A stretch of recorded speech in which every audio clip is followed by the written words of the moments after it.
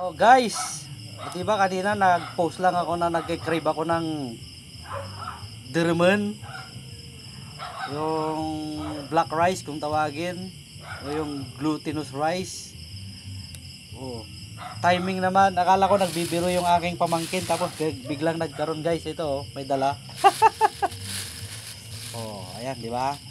Nag-post lang ako, biglang nagkaroon. Buksan natin guys, tignan natin, saglit lang ha. Nag-post lang ako sa ano biglang nagkaroon. Wait lang guys, pakita natin. Bubuksan natin guys. Ayan. Ayan. Derman! Alam nyo kasi guys, mga ka-Archie Vlogs, itong derman sa amin dito sa probinsya, makakapagluto ka lang at makakatikim ka talaga nito pag buwan ng ganito, November, mga ano, sa undas, kasi kasama na to sa kaugalian ng mga taga norte dito sa amin sa probinsya, na ito yung tinatawag na inihahain na pangkaluluwa na tinatawag. Parang ayaw magpakain bit mahigpit yung pagkakatali nagkataon nagki-crave lang ako ng dermen. Biglang nagkaroon.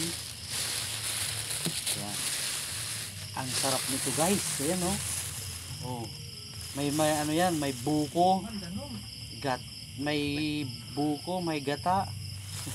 Oh, nagki-crave lang ako, biglang nagkaroon oh. Wow naman. Galing talaga ng Vito. Nabasa, dito turuan. Oh, sinasabi ko nga Yan guys oh. Ulitin ko, makakatikim ka lang talaga nito guys pagka buwan ng November.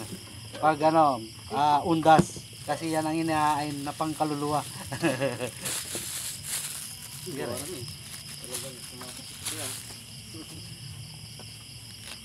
Kanto yung isang big apple Enggak po.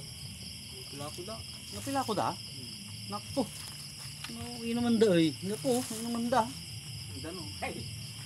Enggak po lagi. Enggak po. Hampig isa kayo 310. 310. Pitas ko man. Enggak po siya. Porta? Dumang kami ba? Enggak po kang kuwartan. Ay. Mga tatawin tayo kina. Manilol. Ito na guys, titikman na natin.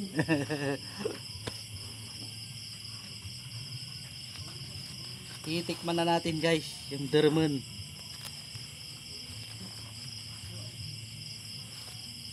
Dermen.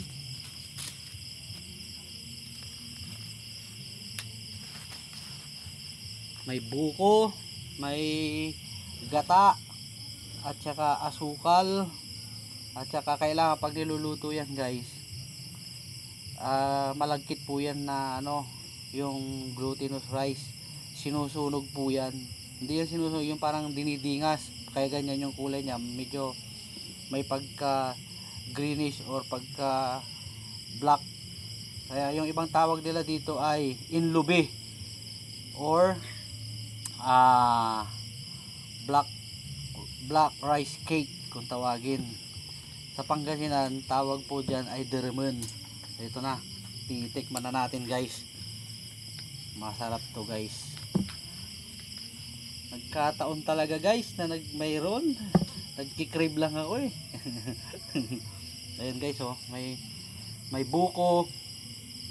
Ayan. Kikita nyo guys, malagkit na malagkit.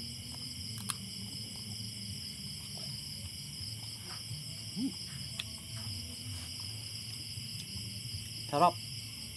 Yung iba pa kasi ito guys, pag nagluto, to yan, tawag dito iba, tawag nila ay pinipig.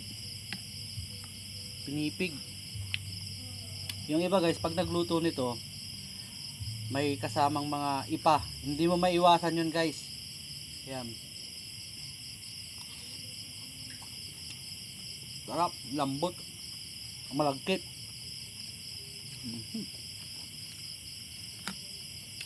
Hmm? Sarap.